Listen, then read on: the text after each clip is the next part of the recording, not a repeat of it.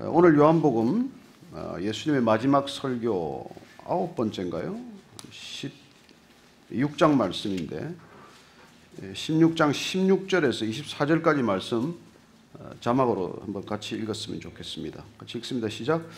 조금 있으면 너희가 나를 보지 못하겠고 또 조금 있으면 나를 보리라 하시니 제자 중에서 서로 말하되 우리에게 말씀하신 바 조금 있으면 나를 보지 못하겠고 또 조금 있으면 나를 보리라 하시며 또 내가 아버지께로 감이라 하신 것이 무슨 말씀이냐 하고 또 말하되 조금 있으면이라 하신 말씀이 무슨 말씀이냐 무엇을 말씀하시는지 알지 못하노라 하거늘 예수께서 그 묻고자 함으라 하시고 이르시되 내 말이 조금 있으면 나를 보지 못하겠고 또 조금 있으면 나를 보리라 함으로 서로 문의하느냐 내가 진실로 진실로 너희에게 이르노니 너희는 곡하고 애통하겠으나 세상은 기뻐하리라. 너희는 근심하겠으나 너희 근심이 도리어 기쁨이 되리라.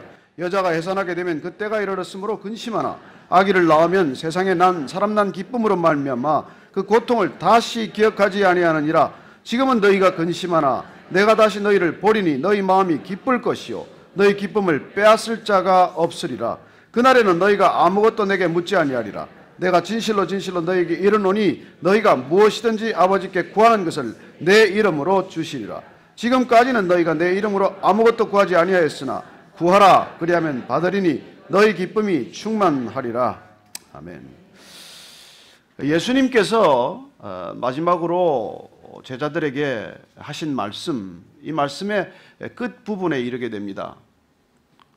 예수님께서 떠나시겠다는 것을 직감적으로 깨달은 제자들은 근심에 빠지게 되죠. 그 근심은 무엇 때문이겠습니까? 왜 예수님이 떠나는 것이 우선 큰 근심거리겠습니까? 3년간 그분만 보고 쫓아온 것 아닙니까? 근데 그분이 아무 대책 없이 가는 것 같다는 것이죠. 이분을 따라가면 정말 무슨 성공이 보장된 것 같았고 행복이 거기에 있을 것 같았는데 아무것도 이루어지지 않은 상태에서 우리를 그냥 두고 떠난다는 게 그야말로 무책임한 행동이 아니냐. 어쩌면 무책임의 극치가 아니냐. 나를 따르라. 그랬다면 무슨 보장이 있어야 할 것이고 그렇게 따르라고 해서 3년간이나 따랐으면 뭔가 반대 급부가 확실한 게 눈앞에 있어야 되는데 아무것도 그게 없단 말이죠. 그리고는 이제 떠난다는 말씀을 하시는데 그것도 또 아주 아리송한 표현을 한단 말이죠.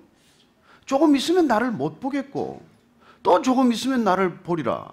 도대체 이게 무슨 말이냐는 것이죠. 아니 조금 있으면 못 보면 못 보는 것이지 못 보게 되었다가 또 조금 있으면 본다는 말이 도대체 무슨 말이냐 이것이죠.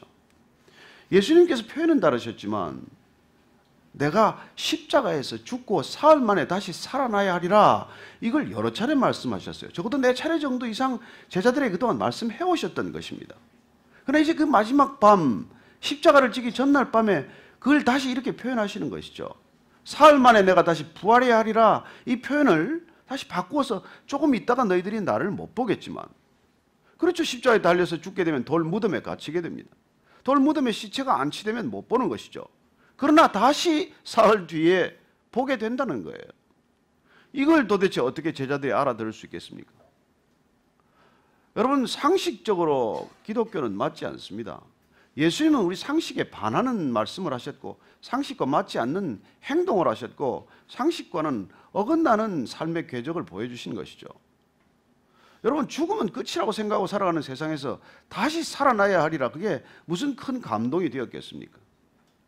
그러나 예수님께서는 이 땅에 이 문제 때문에 오셨고 이걸 우리에게 말씀해 주고 가르쳐 주시기 위해서 오셨고 그걸 직접 보여주시기 위해서 오셨다는 것입니다. 잠시 지금 눈앞에 없어지면 너희들이 슬퍼하겠지만은 그러나 곧 기뻐할 것이라고 또 말씀해 주십니다. 그리고 너희들이 슬퍼하는 동안 세상은 기뻐할 것이지만 내가 떠나면 세상은 춤을 추겠죠. 바리새인들은 춤을 추겠죠. 대제사장이나 율법학자들은 속이 시원하겠죠. 그렇게 눈에 가시 같은 존재, 종교적 기반을 뒤흔들어 놓고 예루살렘 성전을 뒤엎어 놓는 소란을 일으켰던 어떻게 보면은 정말 눈에 가시 같은 그 존재가 없어지면 얼마나 속이 시원하고 기쁘겠어요. 반면에 제자들은 슬퍼하겠지만 그러나 주님께서는 얼마 안 있다가 너희들은 다시 진정한 기쁨을 누리게 될 것이라고 말씀해 주고 계십니다. 이렇게 알듯 말듯한 얘기가 계속되는 밤, 그 밤에 예수님께서는 이미 우리가 잘 아는 대로 두 가지 행사를 하신 것이죠. 하나는 우리가 잘 아는 성찬식이고 하나는 세족식이라는 걸 해주셨습니다. 그리고 떠나면 이제 너희들이 남은 제자들로서 어떻게 살아가야 할 것인지에 대한 아주 중요한 두 가지 기준을 말씀해 주신 것이죠. 발을 씻어주는 것이란 섬기는 것의 상징적인 행동이에요. 우리는 누군가를 섬긴다는 표현을 교회에서 너무 쉽게 써요. 저는 교회 섬기러 왔습니다. 저는 이 교회 섬길 기회를 얻고 싶습니다. 여러분, 섬기는 건 그렇게 간단치가 않습니다. 예수님께서는 우리에게 섬기는 모습을 무릎 꿇고 섬기는 것을 보여주셨어요. 내가 섬길 가치가 없는 사람에게 무릎을 꿇고 그 발을 씻어주는 것을 섬김이라고 가르쳐 주십니다. 자기 재능껏 재능 기부하는 게 섬기는 게 아니에요. 그건 좀 죄송스러운 편이지만 뭐 취미생활과도 같아요. 내가 잘하는 것 시간 좀 남아서 남한테 좀 잘하는 게 뭐 그렇게 큰 섬김이라고 내세울 게 있어요. 정말 예수님께서는 섬김이란 섬길 가치가 없는 사람 그 발 앞에 무릎을 꿇고 엎드려서 그 발을 누구도 하고 싶지 않은, 누구도 원치 않는 그런 일들을 하는 걸 섬김이라고 가르쳐 주신 것이죠. 그래서 그런 섬김이야말로 사람을 감동케 하는 것입니다. 우리가 조금 뭐 생활에 남는 여유를 가지고 어려운 사람을 좀 도와주었다. 그건 그냥 하나의 미담이지만 그게 무슨 세상에 큰 감동이 되겠어요. 그러나 술 취한 사람이 전철역에 떨어졌을 때 그 술 취한 그 노숙자와도 같은 사람을 구하고 자기 목숨을 대신으로 잃었을 때 그때 세상은 감동을 하지 않습니까? 일본 열도에서 지금까지 한국인이 가장 감동을 준 사람이 그 김수현 씨라는 청년이에요. 왜냐하면 일본 그 전철역에 뛰어들어서 그런 사람을 하나 구하고 본인이 대신 죽었으니까. 그래서 일본 총리까지 나서서 그 죽음에 조문을 한 것이죠. 한일 관계가 이렇게 어렵고 한국과 일본이 다시 회복할 수 있을까 싶을 만큼 관계가 어려워지지만 그때 그 한 사건, 일본인으로서는 그걸 가장 감동적인 사건으로 경험하게 됩니다. 여기도 마찬가지입니다. 그리고 예수님께서 섬김이란 가치 없는 사람을 위해서 생명을 내어주셨다는 것을 말씀해 주신 것이죠. 이 땅에 오셔서 나는 섬김을 받으러 온 것이 아니라 나는 섬기러 왔다. 그리고 내 목숨을 대신 내가 너희들의 죄값으로 치르러 왔다. 그런 얘기를 공개적으로 하셨고, 그리고 말만으로 그친 게 아니고 실제 이제 그 목숨을 낼 대가로 지불하게 됩니다. 그리고 그러기에 앞서서 걱정하고 있는 제자들에게 걱정하지 마라. 근심하지 마라. 첫째는 내가 보혜사 성령을 보내줄 것이고, 보혜사 성령이 와야 너희들은 비로소 죄가 뭔지, 의로움이 뭔지, 구원과 심판이 뭔지를 깨닫게 될 것이고, 그리고 성령이 오면 너희들은 땅끝까지 이르러서 내 증인이 될 것이고, 이때까지 너 자신을 드러내기 위해서 살아가는 그 삶의 과정들을 청산하고 이제 비로소 너희는 누군가를 위해서 진정으로 살아가는 그런 삶을 살게 될 것이라고 말씀해 주신 것이죠. 그리고 오늘 이 저녁에 제자들에게 부활에 대한 다시 한번 분명한 약속을 하고 계신 것입니다. 그래서 다시 살아나야 하리라. 다시 산다. 이게 사실은 기독교의 핵심이에요. 십자가의 죽음은 그분이 우리를 위해서 하신 일이지만, 그러나 우리에게 더 큰 약속은 부활의 약속이라는 것입니다. 다시 살아나야 한다는 것. 여러분, 모든 게 죽음의 종교 아닙니까? 종교는 죽음에 관한 문제예요. 그래서 그 애굽에는 얼마나 큰 무덤을 짓습니까? 여러분, 피라미드라는 게 무덤이지 뭐 대단한 거예요. 그 시체 하나, 그 파로 시체 하나 거기다 집어넣고 말이죠. 그 엄청난 구조물을 만드는 게 다 뭐예요?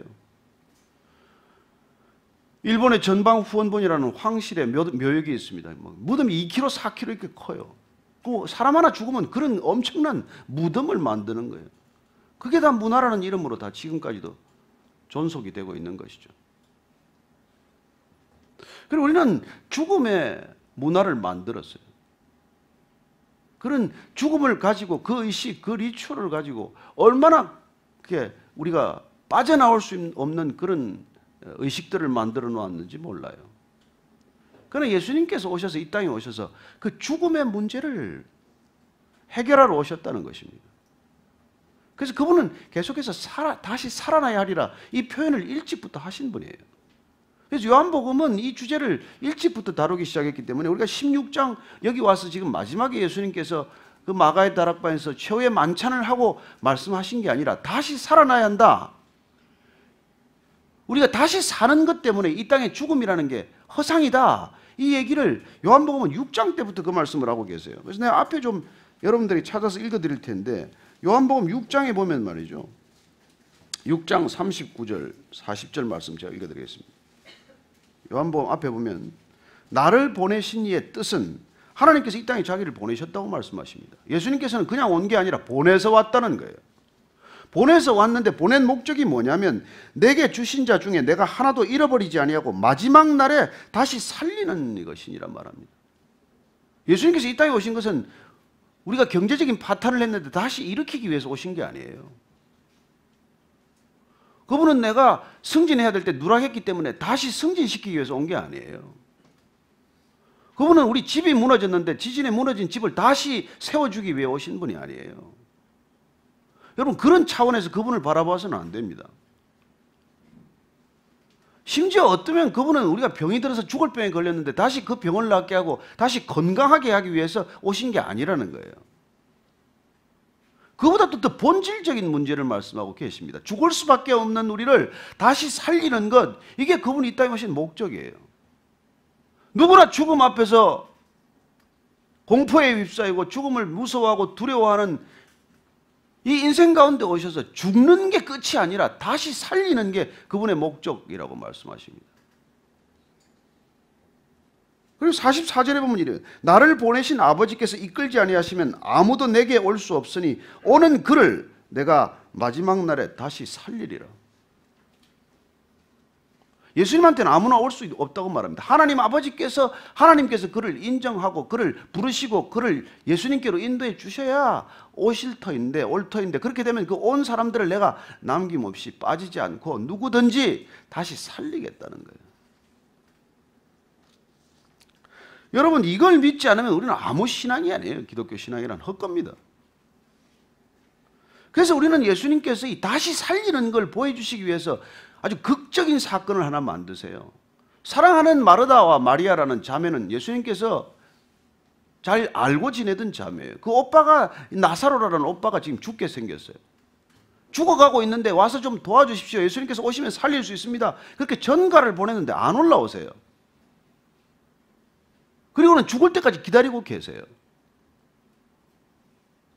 그리고 죽었을 시간에 비로소 찾아오십니다. 오셔서 그 죽은 나사로를 이렇게 시신을 동여매 있는 염습을 해놓은 그 시신을 불러내는 모습을 딱 한 번 보여주십니다. 죽은 나사로를 향하여 나사로야 나오너라. 거기 지금 누워있는데 죽은 시체를 향해서 come out 나와라. 그게 여러분 제정신으로 할 수 있는 일입니까? 그럼 이걸 믿지 못하면 이건 뭐 무슨 설화도 아니고 신화도 아니고 꾸며낸 얘기죠. 여러분 그게 사실이 아니면 이 성경 이건 이 불쏘시개도 안 되는 책이에요. 무슨 의미가 있어요? 죽은 나사로를 다시 걸어 나오너라. 그랬더니 그 나사로가 나왔을 때 풀어서 다니게 하라고 말씀하십니다. 그리고는 이렇게 말씀해요. 나는 부활이요 생명이니 나를 믿는 자는 죽어도 살겠고 무릇 살아서 나를 믿는 자는 영원히 죽지 아니하리라. 내가 이것을 믿느냐? 여러분 믿음이란 이걸 하나 믿는 거예요. 그분이 다시 살린다는 것. 죽어도 살겠고 아니 죽으면 죽는 거지 뭐 죽어도 사는 게 어디 있습니까? 그러나 죽어도 살겠고 이게 신앙이에요. 이게 부활이에요. 그리고 살아서 그걸 믿으면 너는 죽음을 보지 않을 것이라고 말해요. 죽음은 우리가 보는 거지 죽는 사람은 못 본다는 거예요. 그러니까 여러분 사실 울고불고 하지만 그게 뭐 그분을 위해서 우는 거예요. 내가 신세가 불쌍해서 우는 거지. 그분 입장에서 보면 춤을 춰야 될 일이죠. 여기서 사는 게 뭐가 대단하다고 그렇게 오래 살아야 합니까? 여러분 이게 신앙이란 말이에요. 죽고 사는 데서부터 풀려나는 것. 죽어도 살겠고 죽어도 다시 살아난다는 것. 그 얘기를 지금 하고 계신 것이죠. 사도 바울이 이걸 알았어요. 이런 소리 하는 사람을 이렇게 잡아서 이렇게 체포하러 다니는 사람이 바울이에요, 바울. 원래 사울이라는 이름의 청년이 아니었습니까? 그래서 그는 예수를 믿는 스데반을 돌로 쳐 죽이는 현장에 있었던 사람이에요. 그러나 그는 스데반이 죽어가던 것을 눈여겨보았을 것입니다. 스데반은 돌에 맞아 죽어가면서도 얼굴이 천사처럼 밝게 변하는 것을 그 순간 보게 됩니다. 그리고 돌을 들어서 치는 사람들을 위하여 기도합니다. 저들을 용서해 주십시오. 저들이 뭘 하는지 모릅니다. 아마 바울 일생을 바꾸는 결정적인 사건 중에 하나는 스데반이 죽어가면서 했던 기도. 그런 기도가 그에게 일생 동안 그를 바꾸는 어떤 충격적인 사건이 되었을 것이라고 저는 믿습니다. 그게 바울이 나중에 이렇게 말하는 것이죠. 고린도 성도들에게 보낸 편지를 통해서 고린도전서 15장 16절 이하를 제가 읽어드리겠습니다. 바울의 고백이에요. 바울은 죽어가는 스데반이 어떻게 죽는 것을 보았고 그 스데반이 하늘이 열리면서 하늘 보좌를 보는 그 광경을 그가 보았기 때문에. 그래서 그는 이렇게 말합니다. 만일 죽은 자가 다시 살아나는 일이 없으면 그리스도도 다시 살아나신 일이 없었을 터이요.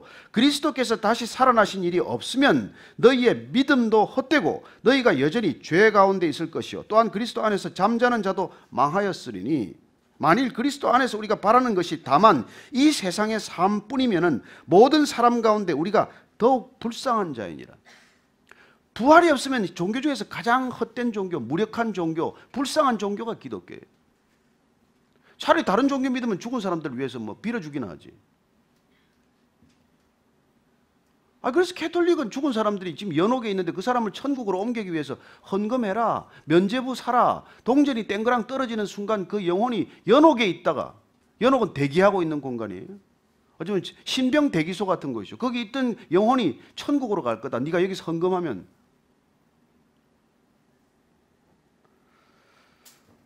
그래요. 이거 다시 살아나는 문제에 대해서 예수님께서는 이게 제자들에게 보내는 마지막 메시지라는 것입니다. 그리고 너희는 지금은 내가 떠날 때 잠시 못 보는 이 순간에 뭐 통곡하고 애통하겠지만은 그러나 너희들은 그 근심이 변해서 도리어 진정한 기쁨이 될 것이라고 말합니다. 여러분 이 기쁨이라는 게 가장 이 부활과 관련된 거예요. 여러분이 다시 산다라는 걸 생각만 해도 이건 빼앗을 수 없는 기쁨이 생긴 것입니다. 왜냐하면 그 기쁨이란 단순히 우리의 이렇게 오감을 만족시키는 쾌락이 아니에요. 맛있는 것을 먹었더니 기쁘다 이런 사람 있습니까?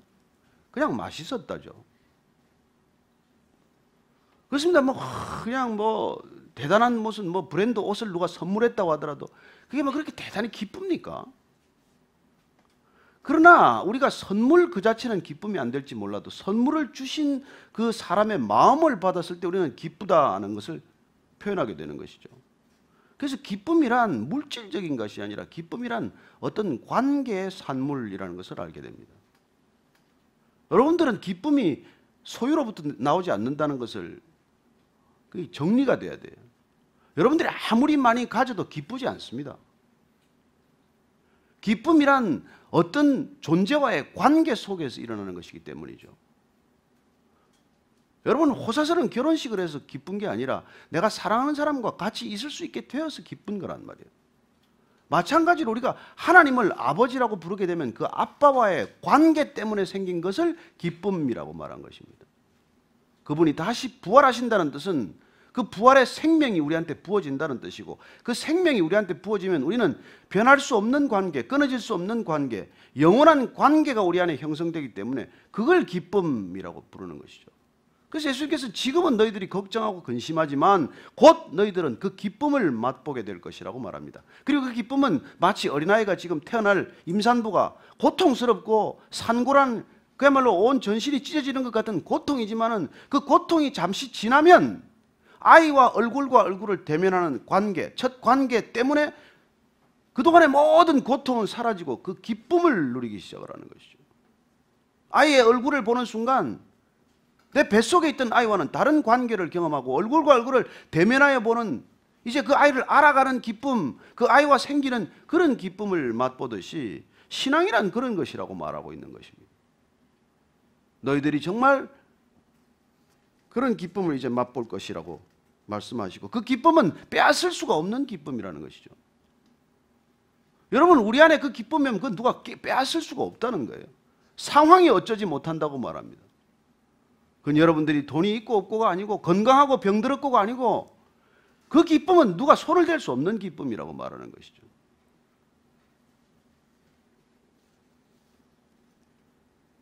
그리고 예수님께서는 중요한 것을 한 가지 약속하십니다.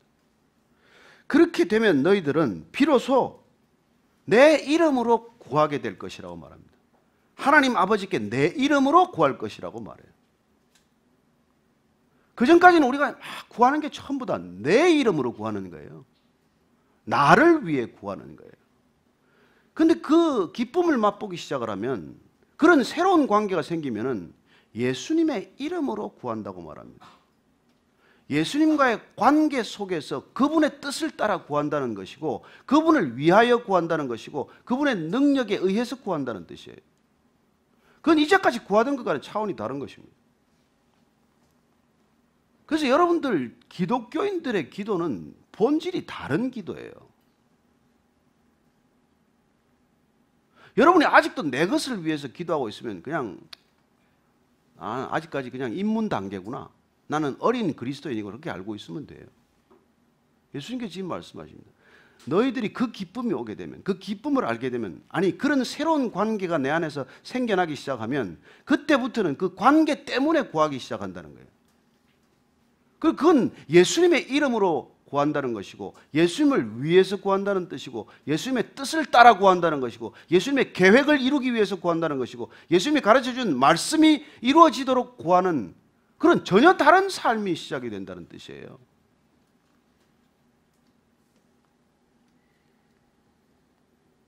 그렇게 해서 구하게 되고, 구할 때도 기쁘고, 구해서 받아도 기쁘고, 구해서 이루어지지 않아도 기쁨은 잃지 않습니다.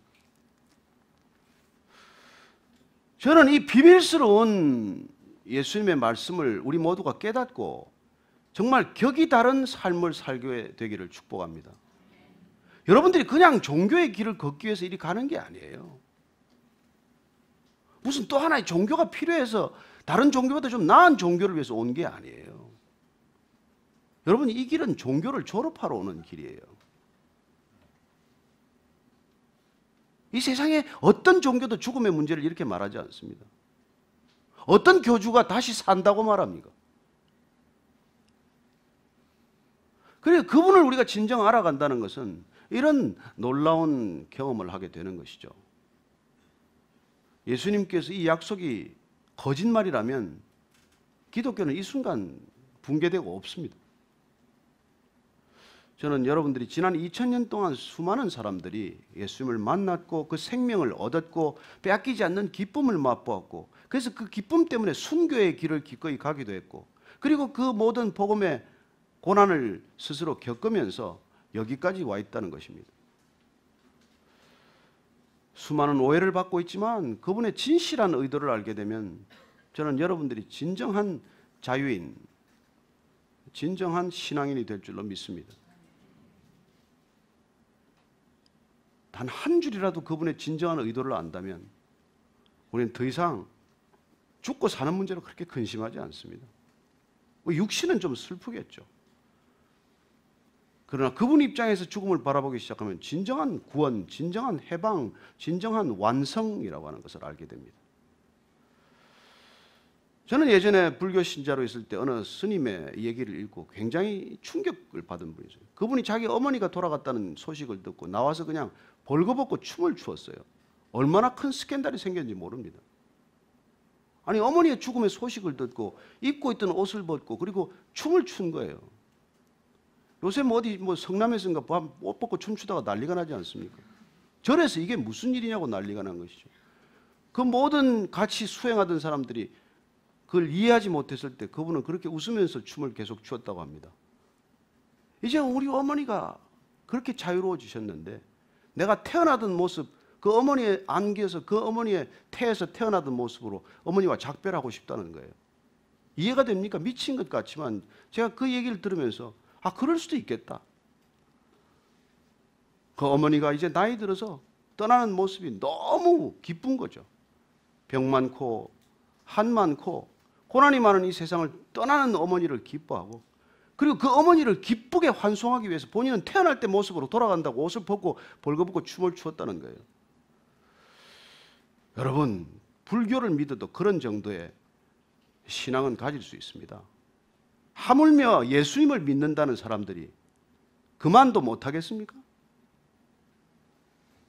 정신 차리지 않으면은 여러분 예수 믿는 거하고는 아무 상관없이 사는 사람이 되고 말 것입니다. 저는 여기 아름다운 동행 이제 마지막 예배를 여기서 드리면서 그분과의 만남을 왜 아름다운 동행이라고 우리가 했겠습니까?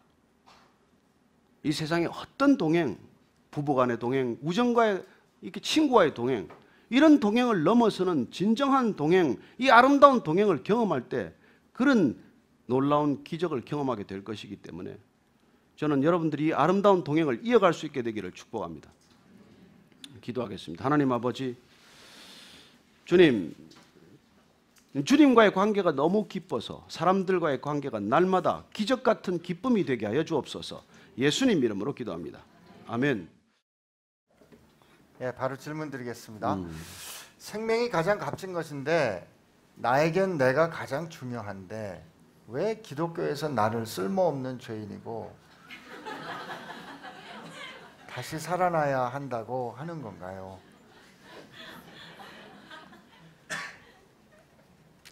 옛날에 제가 이렇게 종이를 막 다 구겨진 종이 있잖아요. 그걸 아무리 펴도 안 펴질 때는 그냥 새 종이 갖고 싶지 않습니까? 저는 이 새 생명에 대한 이해만 있다면 이게 죽는 게 뭔지 사는 게 뭔지에 대한 정리가 돼요. 우리는 자꾸 고쳐 쓰고자 하는 그런 습성이 있는데 신앙이라는 건 새 생명이 주어지는 거지 내 육신의 생명을 연장하는 게 아니라는 거죠. 그래서 어떻게 보면 뭐 그야말로 다 구겨진 종이 그거 좀 없애고 새 종이 주면 기쁘게 받으면 되는 것이죠. 낙서가 돼서 이미 지울 수 없는 종이 그냥 태워버리든지 그냥 없애버리고 새로 시작하는 게 낫잖아요. 리셋 증후군이라 그러나요? 왜 네. 컴퓨터도 자꾸 안 되면은 이렇게 새로 이렇게 부팅하지나 하잖아요. 저는 뭐 영원한 생명을 그렇게 받는다면 우리가 죽음에 대한 이해가 새로워진다고 믿습니다. 근데 혹시 이분이 생각하기에는 목사님께서 말씀하신 그러니까 우리가 기본적으로 정말 정직하게 우리 자신을 봤을 때 우리가 이렇게 재생하기 어려운 완전히 구겨진 혹은 뭐 좀 쓰기 어려운 종이 그렇게 평가를 이제 하게 된 건데 이분은 나는 볼 때 아직 괜찮은 종이 같은데 이 정도면 그렇죠. 괜찮은데 왜 자꾸 나쁘다 그러나 그게 이런 거 아닐까 싶거든요. 성경에서는 가장 악질적인 종이로 보는 거죠. 내가 좀 쓸만하다. 이게 이제 가장 못된 징조로 보는 거죠. 근데 그게 깨달아지는데 시간이 많이 걸리고 고생을 많이 하게 되죠. 좀 안 됐는데 빨리 정리가 되면 좋을 것 같습니다. 하긴 저 의사들이 환자 치료할 때요 제일 어려운 게 잘 모르면 그냥 의사들 시키는 대로 하지 꼭 자기가 알아서 하는 내 생각엔 이것 때문에 이렇다고 그렇게 하는 사람들이 제일 고치기 어렵습니다. 잘못된 병식을 갖고 있는 게 제일 어려운데 근데 사실 근데 우리가 이제 이 교회에서 전도할 때 자꾸 야 넌 죄인이야 대바람에 넌 죄인이야 그러면 좀 기분 나쁘긴 해요. 기분 나쁘죠. 목사님은 처음에 어떠셨어요? 못난 사람 보고 너 못났다 그렇게 얘기하면 안 되잖아요. 그래서 교회 오면 되게 어떻게 그렇게 존귀하게 생겼냐고 표현은 또 그렇게 해요. 사실은 근데 이게 하나님은 우리를 처음부터 못 쓴다 이렇게 말하지 않습니다. 있는 그대로 인정해 줌으로써 자기가 자기를 발견하도록 돕는 것이죠. 그러니까 어느 순간에 우리가 정말 나는 하나님 아니면 할 수 없구나, 살 수 없구나 그런 깨닫는 순간이 오는 거죠. 네. 네. 네. 하긴 저 같은 사람이 그랬어요. 그 목사의 아들로 모태 신앙으로 공부도 꽤 잘하고 잘 사는 줄 알았거든요. 근데 그 동네에서 세브란스 들어갔다고 플래카드 제가 모래내 붙었다고 황태자였거든요. 근데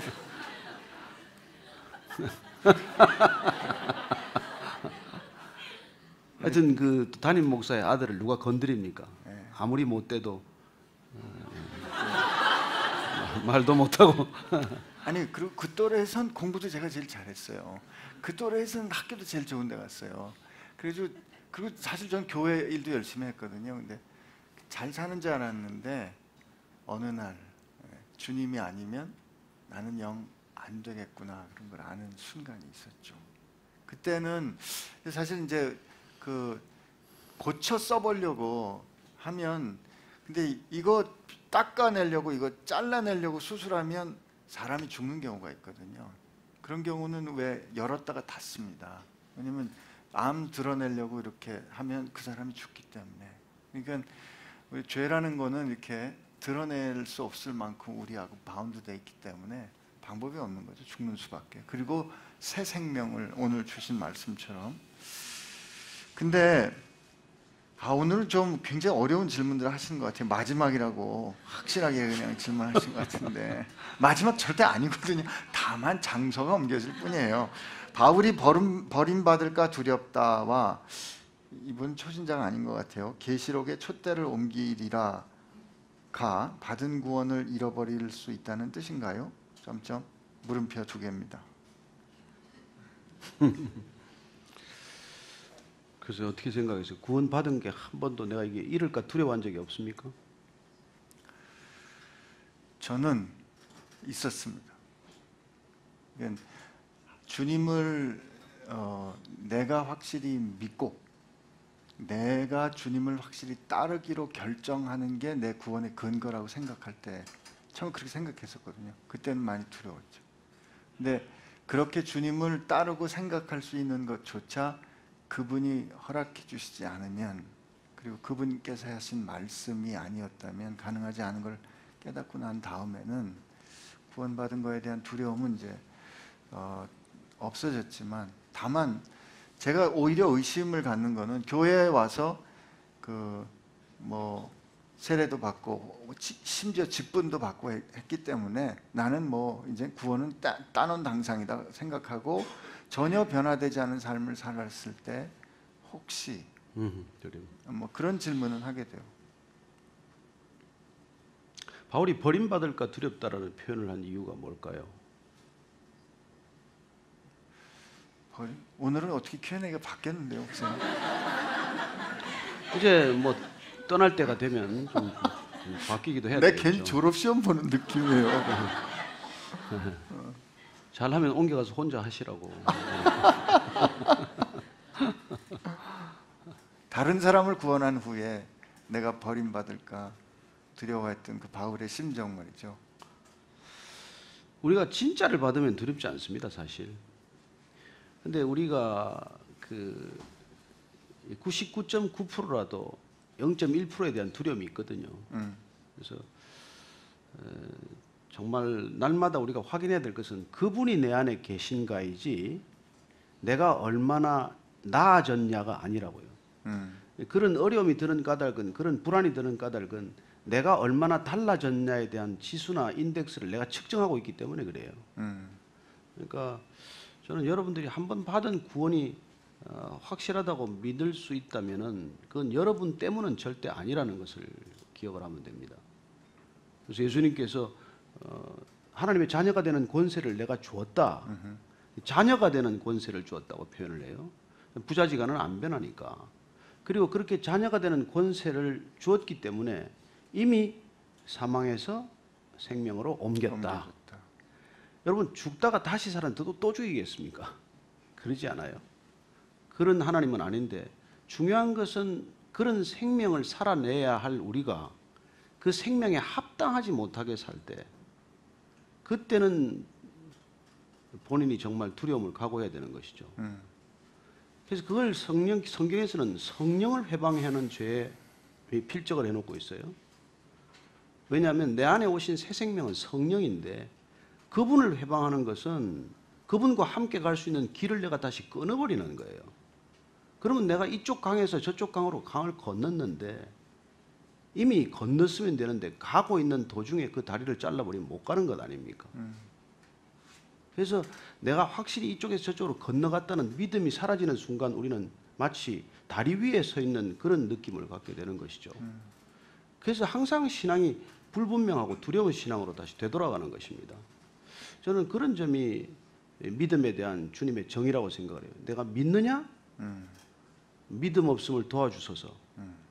그래서 그 주님의 믿음으로 믿어야지 내 믿음은 오락가락해요.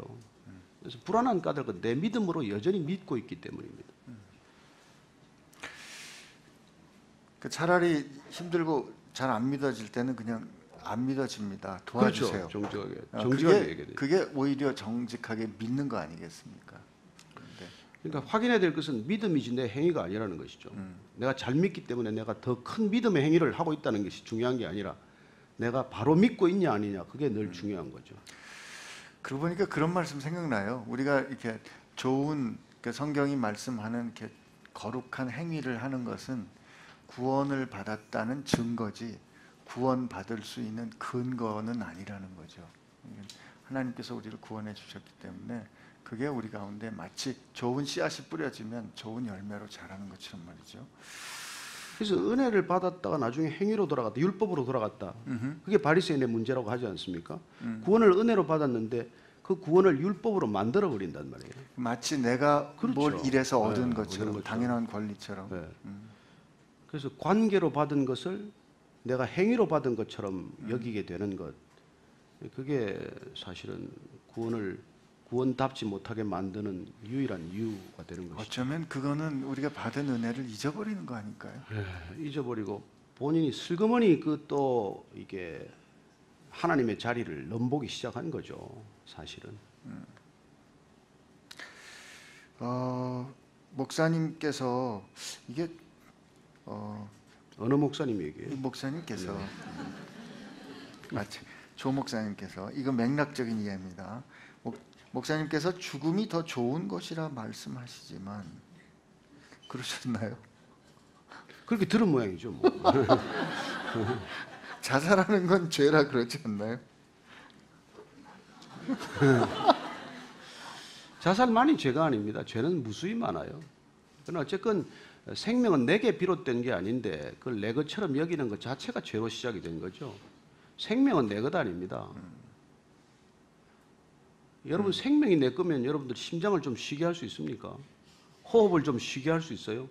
야, 코 너 수고했다. 한 달만 쉬어라. 여러분 거 마음대로 해야죠. 그러나 여러분 거 하나도 없습니다. 이분 심장 전문이에요. 옛날 심장 수술 많이 하셨을 텐데 심장 그 내 거 아닙니다. 네, 맞습니다. 그래서 여러분들이 내 것처럼 여기는 것 자체가 벌써 시작이 된 것이죠.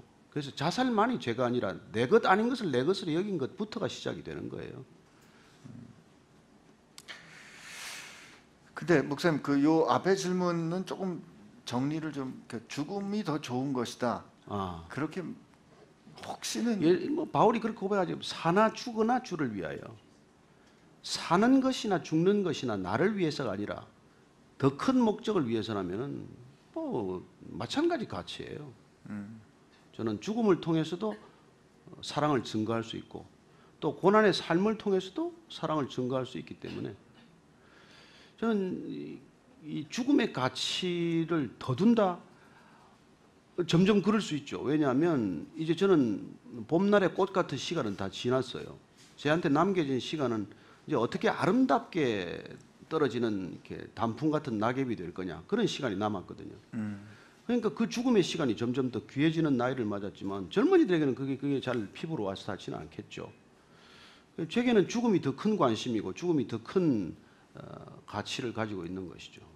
어쩌면 그거는 죽음이 목사님께서 어떤 삶을 사셨는지에 대한 가장 강력한 증언이 되기 때문인가요? 그러기도 하지만은 죽음이라는 걸 하나의 비전으로 가지고 있으면 삶이 훨씬 심플해지고 훨씬 밀도가 높아지는 거죠.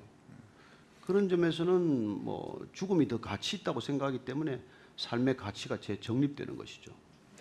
그리고 그 죽음을 아까 이미 오늘 말씀 충분히 해주셨지만 그 죽음을 이미 넘어선 그렇죠. 생명이 있기 네, 때문에 네, 그렇죠. 죽음에 우리가 이렇게 마주할 수 죽음이라는 표현 자체가 이제 그게 참 피지컬 데스 아니에요. 물리적인 생명이 죽음인데 그 죽음을 예수님은 그건 일루전, 그건 리얼리티가 아니라는 거예요. 그건 현실이 아니고 그건 실제가 아니고 그건 환상이라는 거예요. 우리는 환상을 붙들고 사는 거죠. 하긴 히브리 사람들은 그 열조와 함께 네. 자다 이렇게 표현하는 거 보면 언젠가 그래도 우리도 깨알 뭐 거니까. 하나님을 안 믿던 백성이들도 뭐 돌아간다라고 표현하잖아요. 예. 그분 돌아가셨습니다. 어디로 돌아갔는데? 어디로 돌아갔다는 거예요? 돌아갔으면 뭐하러 제사를 지내냐고. 돌아갔는데 마치 왜 원혼을 떠도는 귀신 대접을 하냐고요. 그 왜 혼을 달래고 있어요? 돌아갔는데 안 돌아갔다고 생각하니 그렇죠. 정말 귀천 소천이라는 게 확실히 믿어지면은 정말 그런 영혼을 달래는 형태의 제사는 불필요하다는 걸 알게 되는 것이죠. 오늘은 좀 그런 면에서 이렇게 좀 심각한 질문이 나오는 것 같아요. 그래서 그냥 한번 전달을 해드리도록 하겠습니다. 44살의 선배가 어제 사고로 유명을 달리해 내일 발인입니다. 지금 제 마음은 내일을 장담할 수 없는 우리 삶을 어떻게 살아야 하나 하는 생각이 드는 것 같습니다. 내일을 장담할 수 없는데 희망이라는 게 무슨 소용이 있나 하는 마음과 오늘을 충실히 살아야지 하는 마음이 충돌합니다. 죽음 앞에서 우리는 어떤 자세로 살아야 할까요? 또 죽음이라는 뭐 단어를 주어로 삼게 되는데 어쨌건 죽음은 우리한테 그 우선순위를 얼마나 분명하게 합니까? 그렇잖아요. 그래서 예수님께서 너 오늘 밤 내가 너를 데려가면 너 뭐 할 건데? 그래도 내가 돈을 쌓고 있겠니? 그 얘기를 하시는 거 아니에요. 여전히 그 쌓을 곳간을 짓고 있겠니?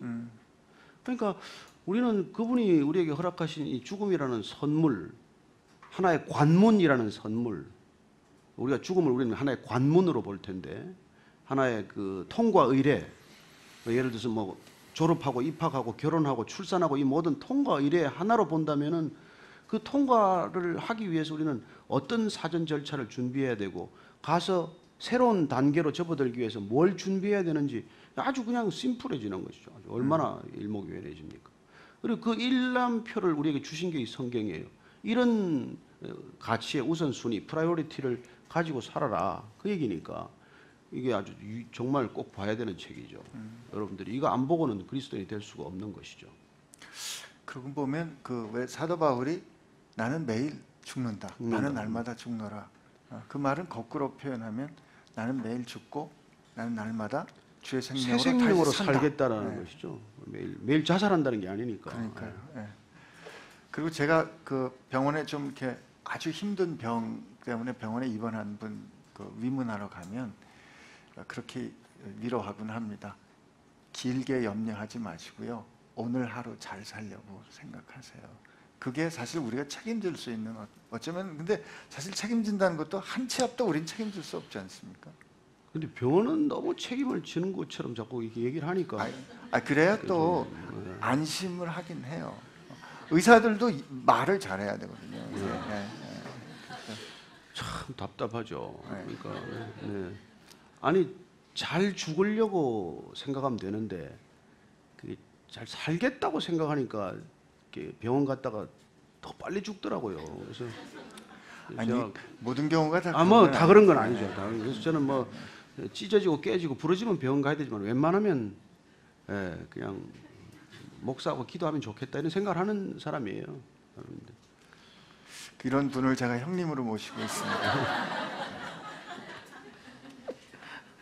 근데 저 목사님 그 우리 오늘 이렇게 마지막인데 그래도 또 마지막이라는 게 하긴 우리 매일 마지막 예배 드리긴 했어요. 근데 그 지난 한 4년 동안 그래도 뭐가 제일 이 아름다운 동행에 대해서 조금 이제 말씀을 드리고 매듭을 지었으면 좋겠는데, 사실은 이제 저희들이 이제 그 아침에 좀 이른 예배, 아침 9시 예배도 있고 11시 예배도 있고 1시, 3시 예배도 드렸는데, 그 예배와 어떻게 다른 어떤 그런 예배를 드려볼 것인가. 근데 이 예배에 대한 비판도 많고, 뭐 새신자 예배나 구도자 예배나 이런 열린 예배나 하는 것들이 신학적으로 문제가 뭐 이렇게 시비가 되기도 하고 하는데, 저는 한 가지 목적 때문에 이렇게 우리가 같이 이런 예배를 드리게 된 것이죠. 그건 왜냐하면 첫째는 교회가 문턱이 없어야 된다라는 뭐 그런 낮아야 된다라는 생각에서도 시작이 됐지만, 어떻게 하면 진리가 보편적인 언어로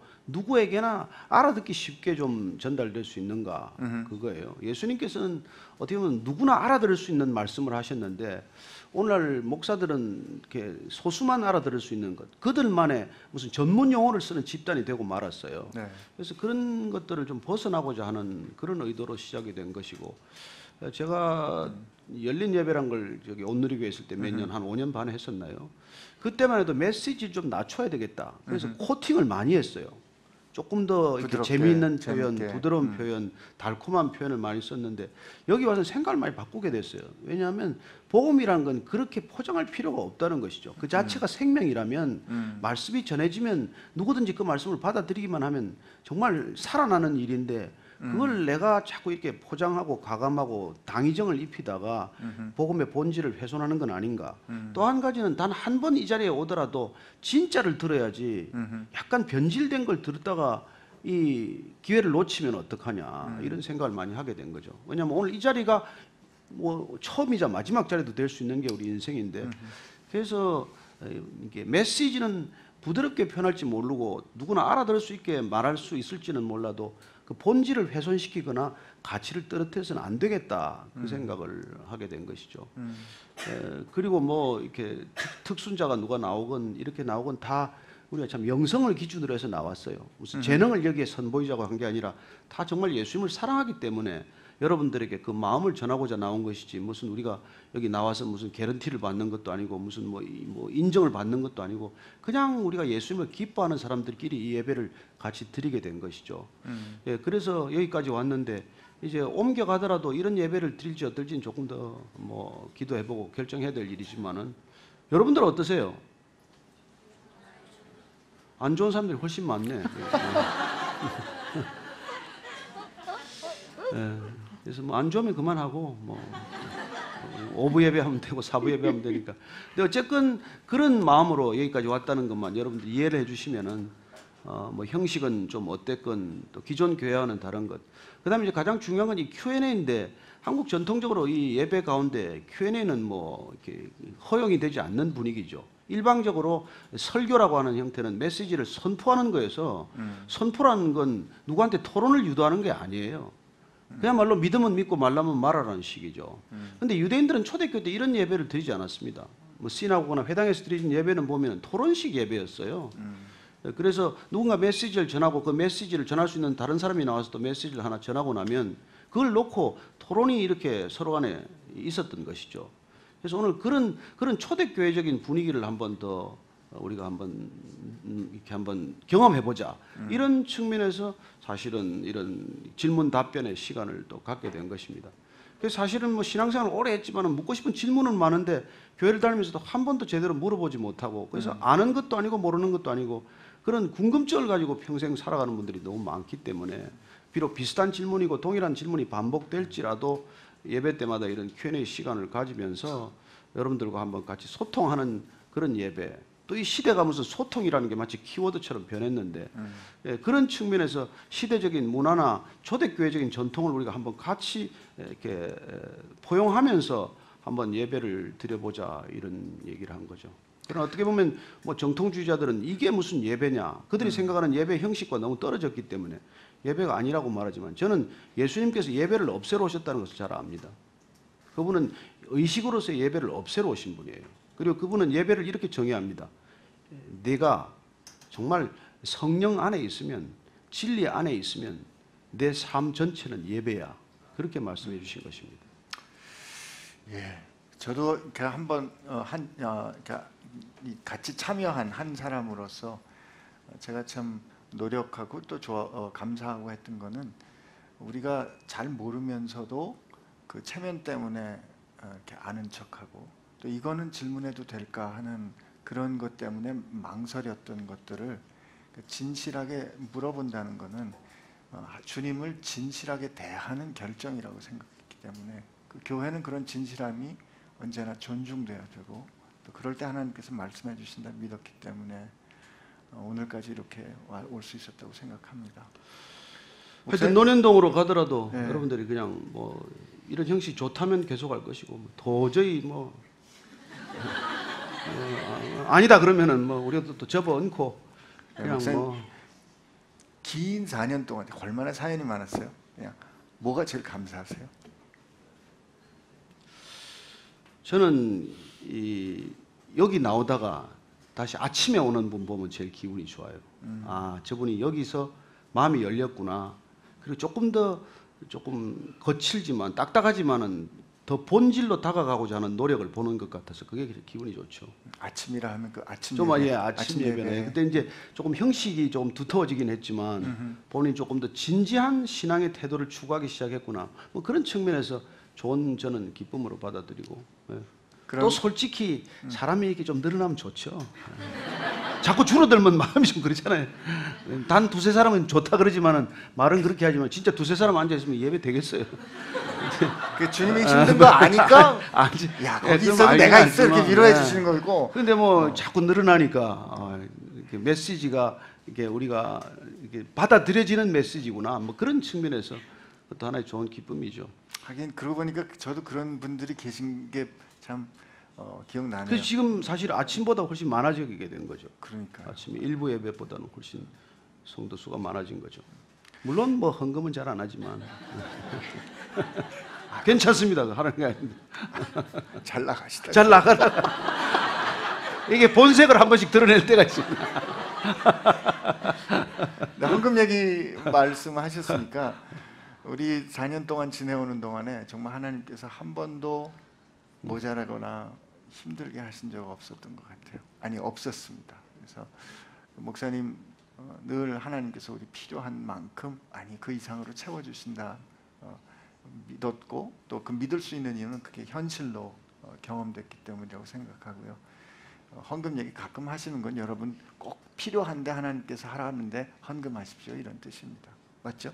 네. 오늘 꼭 여기 하라는 게 아니고 왜냐하면 지갑이 이렇게 열리는 걸 회심이라고 그러니까 다른데 좀 열라는 그런 뜻입니다.